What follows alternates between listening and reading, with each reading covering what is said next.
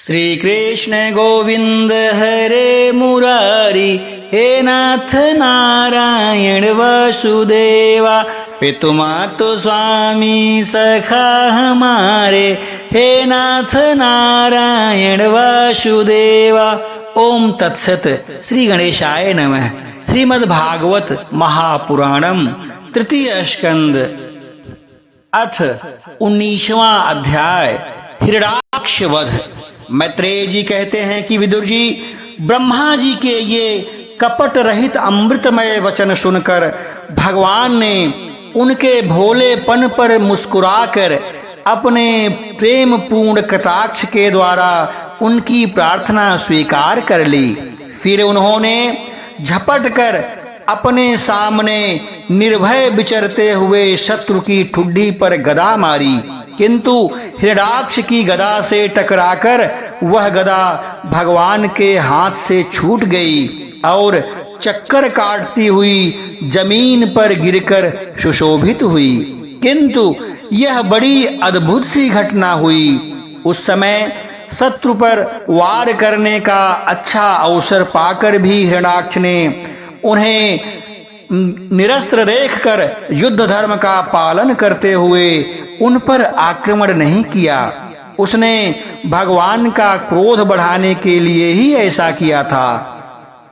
गदा गिर जाने पर और लोगों का हाहाकार बंद हो जाने पर प्रभु ने उसकी धर्म बुद्धि की प्रशंसा की और अपने सुदर्शन चक्र का स्मरण किया। चक्र तुरंत ही उपस्थित होकर भगवान के हाथ में घूमने लगा, किंतु वे अपने प्रमुख पार्षद दैत्याधम हिरण्याक्ष के साथ विशेष रूप से क्रीड़ा करने लगे। उस समय उनके प्रभाव को न जानने वाले देवताओं के ये विचित्र वचन सुनाई देने लगे। प्रभु आपकी जय हो, इसे और न खिलाइए, शीघ्र ही मार डालिए। जब हिरण्याक्ष ने देखा कि कमल दल लोचन श्री हरि उनके सामने चक्र लिए खड़े हैं, तब उसकी सारी इंद्रियां क्रोध से तिलमिला उठी और वह लंबी सांसें लेता हुआ अपने दांतों से होंठ चबाने लगा। उस समय वह तीखी दाढ़ों वाला दैत्य अपने नेत्रों से इस प्रकार उसकी ओर घूरने लगा मानो वह भगवान को भस्म कर देगा।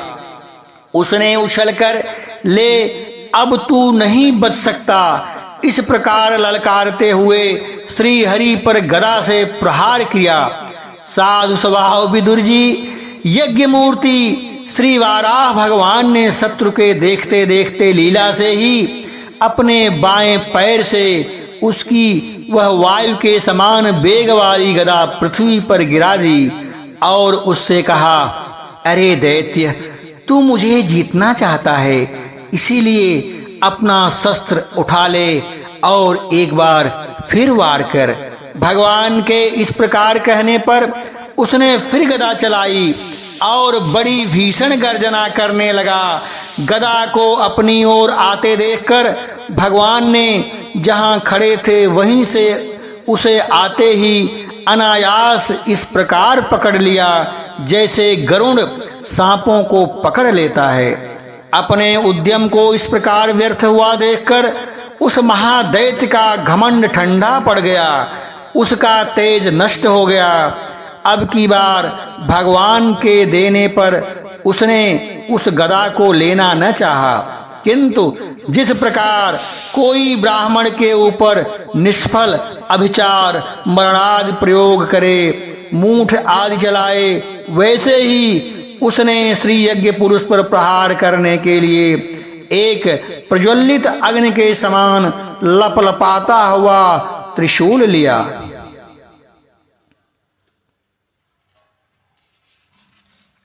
महाबली हिरण्याक्ष का अत्यंत वेग से छोड़ा हुआ वह तेजस्वी त्रिशूल आकाश में बड़ी तेजी से चमकने लगा। तब भगवान ने उसे अपनी तीखी धार वाले चक्र से इस प्रकार काट डाला जैसे इंद्र ने गरुड़ के छोड़े हुए तेजस्वी पंख को काट डाला था।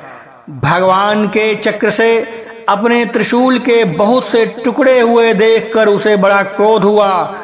उसने पास आकर उनके विशाल वक्षस्थल पर, जिस पर श्री वत्स का चिन्ह सुशोभित है, कसकर घूंसा मारा और फिर बड़े जोर से गरज कर अंतर्ध्यान हो गया।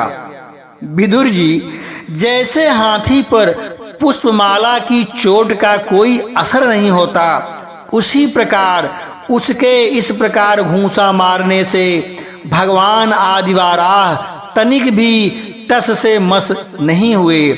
जब वह महामायावी दैत्य मायापति श्री हरि पर अनेक प्रकार की मायाओं का प्रयोग करने लगा, जिसे देखकर सभी प्रजा बहुत डर गई और समझने लगी थी कि अब संसार का प्रलय होने वाला है। बड़ी प्रचंड आंधी चलने लगी, जिसके कारण धूल से सब ओर अंधकार छा गया।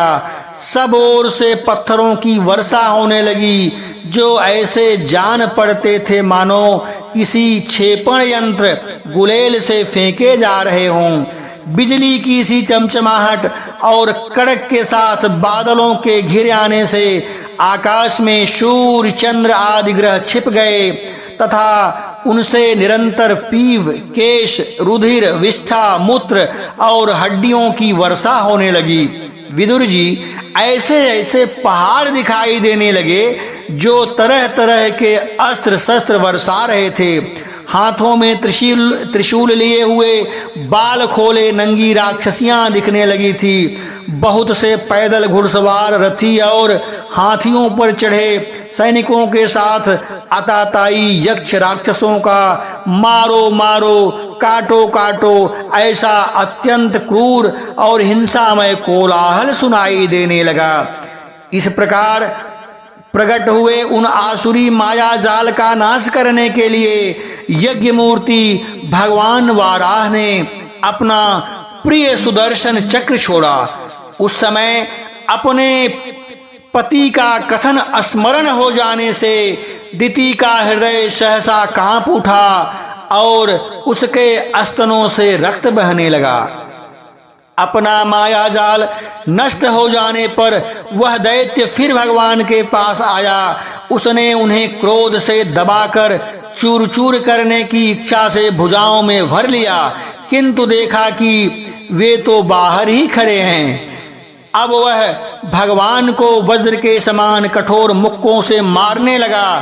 तब इंद्र ने जैसे वृत्तासुर पर प्रहार किया था, उसी प्रकार भगवान ने उसकी कनपटी पर एक तमाचा मारा। विश्व विजयी भगवान ने यद्यपि बड़ी उपेक्षा से तमाचा मारा था, तो भी उसकी चोट से हिरणाक्ष का शरीर घूमने लगा। उसके नेत्र बाहर निकल आए तथा हाथ, पैर और बाल छिन्न भिन्न हो गए और वह निष्पाप होकर आंधी से उखड़े हुए विशाल वृक्ष के समान पृथ्वी पर गिर पड़ा। हिरणाक्ष का तेज अब भी मलिन नहीं हुआ था। उस कराल दाढ़ों वाले दैत्यों को दांतों से होंठ चबाते पृथ्वी पर पड़ा देखकर वहां युद्ध देखने के लिए आए हुए ब्रह्मादि देवता उसकी प्रशंसा करने लगे कि अहो, ऐसी अलभ्य मृत्यु किसको मिल सकती है। अपनी मिथ्या उपाधि से छूटने के लिए जिनका योगजन समाधि योग द्वारा एकांत में ध्यान करते हैं, उन्हीं के चरण प्रहार से उसका मुख देखते देखते इस दैत्यराज ने अपना शरीर त्यागा। ये हिरणाक्ष और हिरण्यकश्यपु भगवान के ही पार्षद हैं। इन्हें शापवश यह अधोगति प्राप्त हुई है। अब कुछ जन्मों में ये फिर अपने स्थान पर पहुंच जाएंगे। देवता लोग कहने लगे कि हे प्रभो, आपको बारंबार नमस्कार है। आप संपूर्ण यज्ञों का विस्तार करने वाले हैं तथा संसार की स्थिति के लिए शुद्ध तत्वमय मंगल विग्रह प्रकट किए रहते हैं। बड़े आनंद की बात है कि संसार को कष्ट देने वाला यह दुष्ट दैत्य मारा गया। अब आपके चरणों की भक्ति के प्रभाव से हमें भी सुख शांति मिल गई। मैत्रेय जी कहते हैं कि विदुर जी, इस प्रकार महापराक्रमी हिरणाक्ष का वध करके भगवान आदिवाराह अपने अखंड आनंदमय धाम को पधार गए, उस समय ब्रह्मादि देवता उनकी स्तुति कर रहे थे। भगवान अवतार लेकर जैसी लीलाएं करते हैं और जिस प्रकार उन्होंने भीषण संग्राम में खिलौने की भांति महापराक्रमी हिरण्याक्ष का वध कर डाला, मित्र विदुर जी वह सब चरित जैसा मैंने गुरुमुख से सुना था तुम्हें सुना दिया है।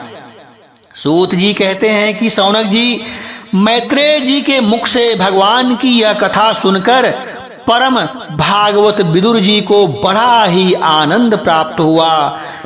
जब अन्य पवित्र कीर्ति और परम यशस्वी महापुरुषों का चरित्र सुनने से ही बड़ा आनंद होता है, तब श्री वत्सधारी भगवान की ललित ललाम लीलाओं की तो बात ही क्या है। जिस समय ग्राह के पकड़ने पर गजराज प्रभु के चरणों का ध्यान करने लगे और उनकी हथनियां दुख से चिघाड़ने लगी, उस समय उन्होंने उन्हें तत्काल दुख से छुड़ाया और जो सब ओर से निराश होकर अपनी शरण में आए हुए सरल हृदय भक्तों से सहज में ही प्रसन्न हो जाते हैं, किंतु दुष्ट पुरुषों के लिए अत्यंत दुराराध्य हैं, उन पर जल्दी प्रसन्न नहीं होते हैं। उन प्रभु के उपकारों को जानने वाला ऐसा कौन पुरुष है जो उनका सेवन न करेगा। शौनकादि ऋषियों पृथ्वी का उद्धार करने के लिए वाराह रूप धारण करने वाले श्री हरि की इस हिरण्याक्ष वध नामक परम अद्भुत लीला को जो पुरुष सुनता, गाता अथवा अनुमोदन करता है, वह ब्रह्म हत्या जैसे घोर पाप से भी सहज में ही छूट जाता है। यह चरित्र अत्यंत पुण्यप्रद, परम पवित्र, धन और यश की प्राप्त कराने वाला, आयुवर्धक और कामनाओं की पूर्ति करने वाला तथा युद्ध में प्राण और इंद्रियों की शक्ति बढ़ाने वाला, जो लोग इसे सुनते हैं उन्हें अंत में श्री भगवान का आश्रय प्राप्त होता है। श्रीमद्भगवते महापुराणे परमहंस्या संहिताया तृतीय स्कंदे हिरण्याक्ष वधो नामक 19वां अध्याय पूर्ण हुआ। बोलो वृंदावन बिहारी लाल की जय।